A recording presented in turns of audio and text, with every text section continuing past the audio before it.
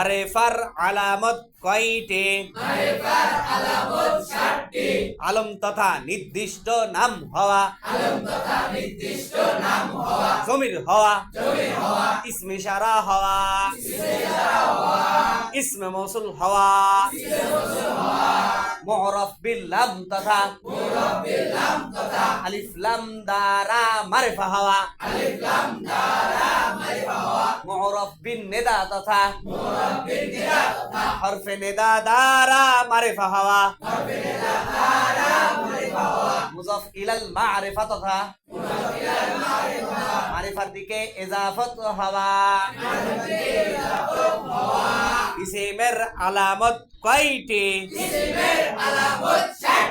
আলম তথা নির্দিষ্ট নাম হওয়া,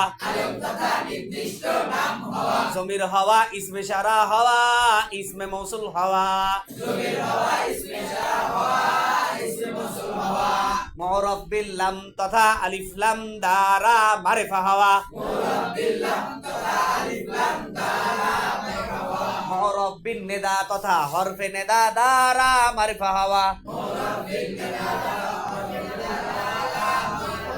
মুজাফ ইলাল মারিফা তথা মারিফার দিকে ইজাফত হওয়া।